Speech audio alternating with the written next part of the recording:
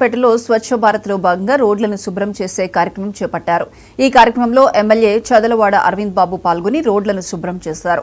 ఈ సందర్భంగా ఎమ్మెల్యే మాట్లాడుతూ మన ఊరిని మనమే బాగు చేసుకోవాలనే ఉద్దేశంతో ఈ కార్యక్రమం చేపట్టినట్లు తెలిపారు. 6 నెలల నుంచి శానిటేషన్ వారోత్సవాల పేరుతో అధికారుల సహకారంతో పట్టణం శుభ్రం చేస్తున్నామన్నారు. రాబోయే రోజుల్లో పట్టణాన్ని మరింత అభివృద్ధి చేస్తామని చెప్పారు.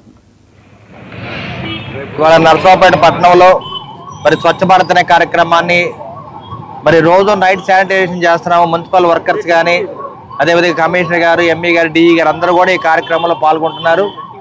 మరి ఇవాళ మన కపిలవా విజయ్ కుమార్ గారి పుట్టినరోజు సందర్భంగా మేమందరం కూడా స్వచ్ఛ భారత్ కార్యక్రమాన్ని చేపట్టడం జరిగింది. ఏదో ఒక కార్యక్రమాన్ని పెట్టుకొని మన పట్టణాన్ని మనం శుభ్రం చేసుకోవాలి, కాలువల్లో పూడికి తీయాలి, అదేవిధంగా రోడ్లు శుభ్రం చేసుకొని మన పట్టణాన్ని మనం బాగు చేసుకునే కార్యక్రమాన్ని చేపట్టడం జరిగింది.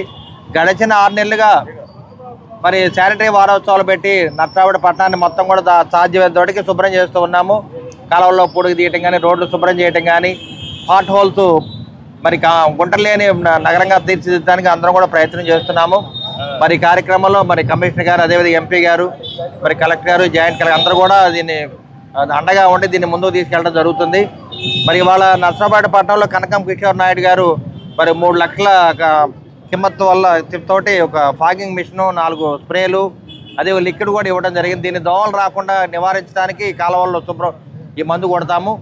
మరి ఎన్ఆర్ఐలు దీన్ని మాకు ఆర్థిక సహాయం చేయడం జరిగింది. రాబోయే కాలంలో పట్టణాన్ని మన వంతు కార్యక్రమంగా మనం బాగు చేసుకోవాలి. మీడియా సోదరుల అండదండలతోటి మరి మున్సిపల్ చైర్మన్, మాజీ చైర్మన్ గారు సుబ్రాయ్ గుప్తా గారు, అదేవిధంగా కపిలవా విజయ్ కుమార్ గారు, మరి టీడీపీ, జనసేన, బీజేపీ నాయకులు అందరూ కూడా రావడం జరిగింది. మరి రంగిచెట్టి రామకృష్ణ గారు, మరి మిరియాల వెంకటసుబ్బమ్మ గారు అందరూ కూడా రావడం జరిగింది.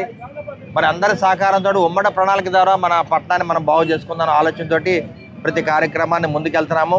ఎక్కడ మనం సిగ్గుపడాల్సిన పని లేదు.